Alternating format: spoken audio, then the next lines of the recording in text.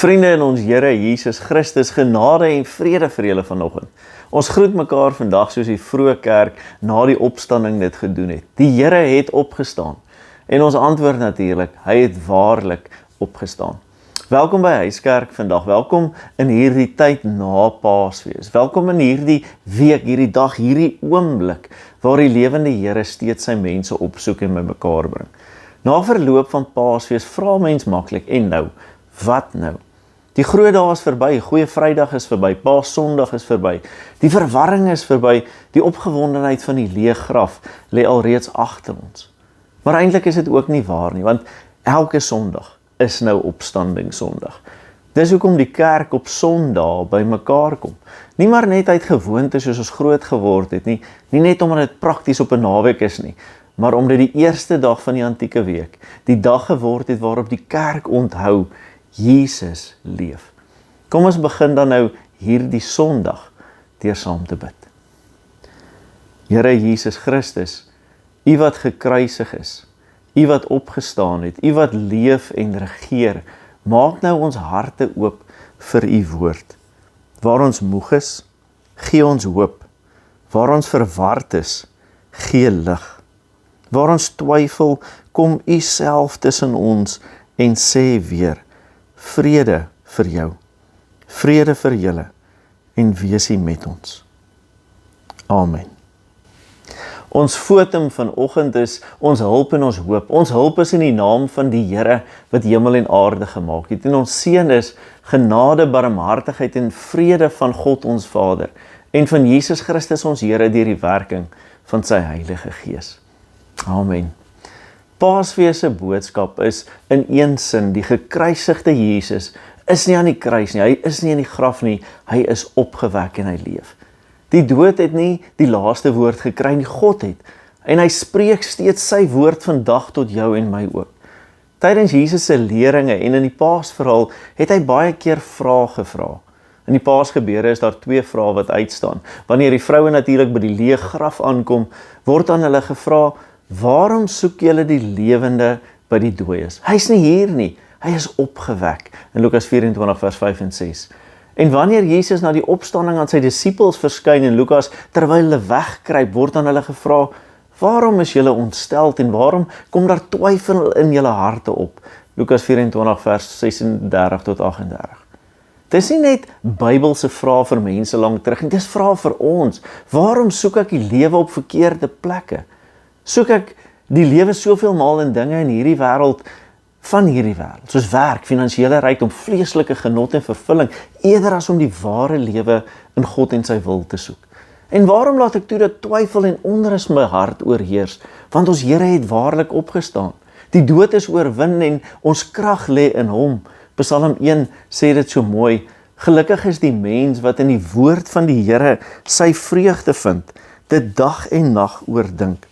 Hy is soos 'n boom wat by waterstrome geplant is, wat op die regte tyd vrugte dra en waarvan die blare nie verdroog nie.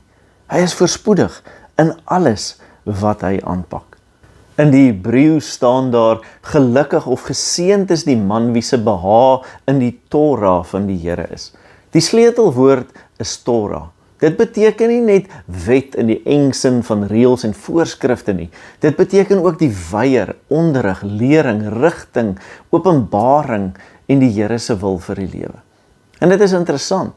Die 1933 en 2020 vertaling sê wet, wat taalkundig korrek is omdat Torah dikwels na God se wet en onderrig verwys.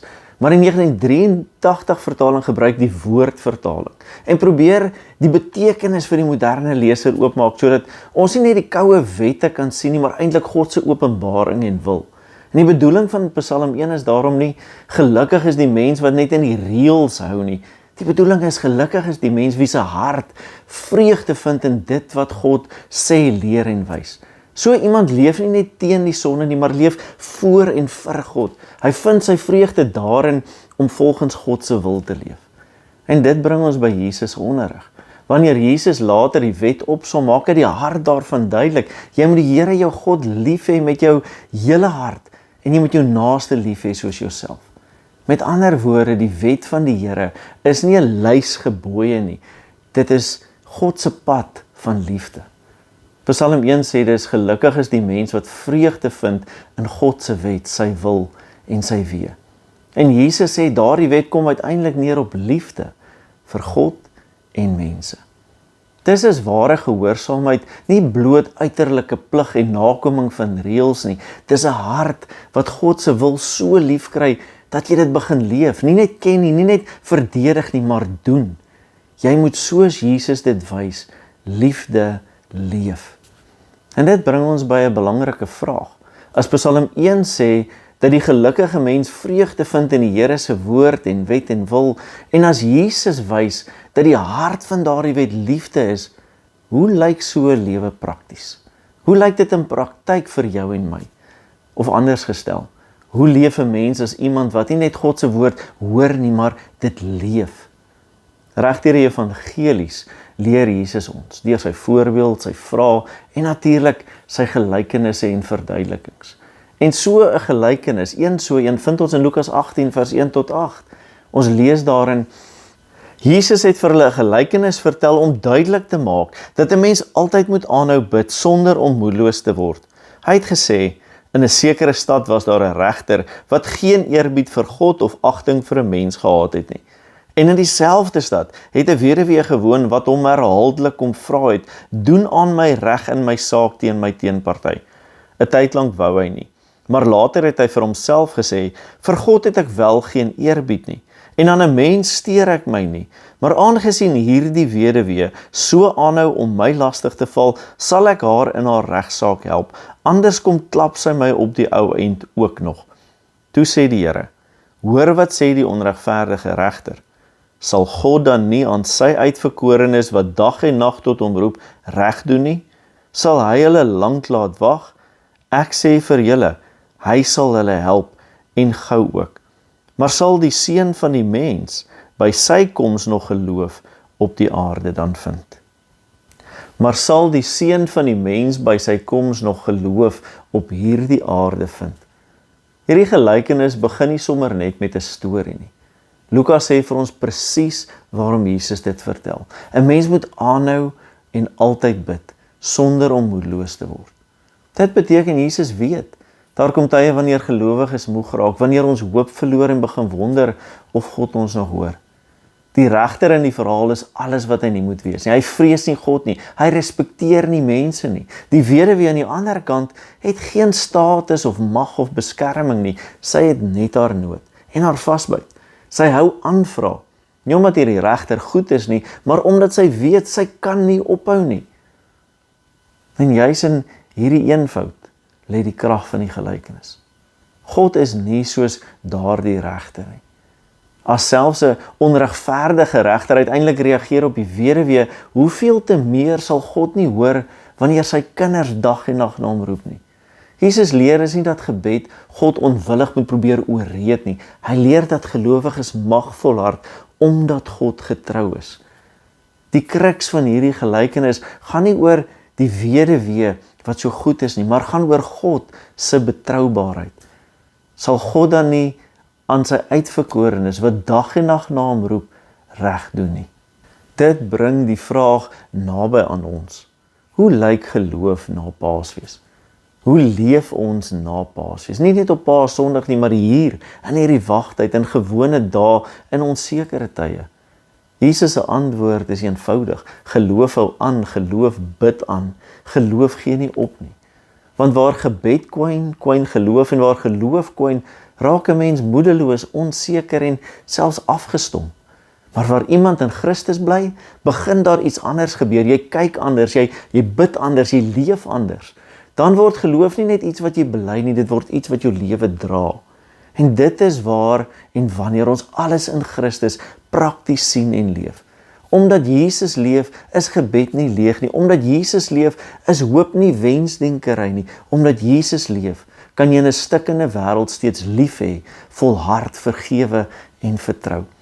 God vra nie van ons perfekte sekerheid nie, maar volhardende geloof. Hy vra nie groot vertonings nie, maar 'n lewe wat dag en nag wys, ek behoort aan Christus. Ware geloof is om in hierdie wagtyd aan Christus vas te hou en dat my lewe begin wys, hy leef. Geloof is nie die afwesigheid van twyfel nie, maar die keuse om God steeds te vertrou midde in my onsekerheid en twyfel. En dan eindig Jesus met nog 'n vraag, nie 'n antwoord nie. Soos aan die vroue en die disippels vra hy 'n vraag wat deur die eeue by die kerk geresoneer het. En dit word vandag steeds gevra en dit word vanoggend aan my en aan jou gevra. Maar sal die Seun van die mens by sy koms nog geloof op die aarde vind? Hy vra nie, sal hy sukses vind nie. Hy vra ook nie, sal hy indrukwekkende godsdiens vind nie. Maar hy vra, sal hy geloof vind? Met ander woorde, mense wat bid, mense wat nog hoop, mense wat lief het, wag en nog vertrou, omdat hulle weet, Jesus leef. Dit is die boodskap van vandag. Die lewende Here vra nie net of jy Paasfees onthou nie, hy vra of jy nou, vandag, in hom leef. Want Jesus leef, hy het opgestaan, hy het waarlik opgestaan. En daarom bly geloof moontlik, nodig en sigbaar in gewone mense, soos ek en jy se lewens. Mag jy dit so onthou en weet. Kom ons bid saam. Here Jesus, dankie dat U leef. Dankie dat U ons nie afskryf in ons twyfel nie. Dankie dat U koninkryk ook vir gewone mense bedoel is. Werk deur die Gees in ons harte, sodat ons nie net mooi sal praat nie, maar werklik sal glo, sal bid en gehoorsaam sal wees. En as U getuies sal leef, dat ons soos bome sal wees by waterstrome wat geplant is en wat die vrugte op die regte tyd dra, tot eer en verheerliking van U naam. En ons bid dit, nie omdat ons dit enigsins verdien nie, maar in U genade alleen. In die naam van Jesus Christus vir ons dit. Amen. Mag die genade van ons Here Jesus Christus, die liefde van God, die Vader, en die gemeenskap van die Heilige Gees met jou en elkeen daar by jou wees en bly. Amen. Jy is baie, baie welkom om meer gereeld by ons gemeente in te skakel. Kom gewoon gerus die eredienste en die aksies by. Gaan besoek die webwerf vir verdere inligting oor jou naaste preekpunt, selfs vanaf daar in Maidstone en Kent tot in die noorde, daar by Skotland waar ons ook 'n preekpunt het. En gaan kyk natuurlik op ons app vir al die hulpbronne om jou in te bind in God se gesin en SAG die nommer 1 netwerk vir jou lewe te maak. Ek wil met jou die woorde van Jakobus 1:17 ook deel vandag. Elke goeie gawe en elke volmaakte geskenk kom van bo af. Jou dankoffer en jou bywoning en betrokkenheid is nie betaling aan God nie, dis jou antwoord aan God. Ons gee nie om God goed te laat wees vir ons nie, ons gee omdat hy reeds goed was en is en sal wees. Of soos die reformatie jou en my geleer het. Dankbaarheid is die ritme van 'n hart wat weet alles is genade. Dankie dat jy vandag ingeskakel het. Mag jy nuut na jou lewe kyk en werklik sien hoe alles in Christus sin en doel vind. Tot volgende keer natuurlik. Totsiens.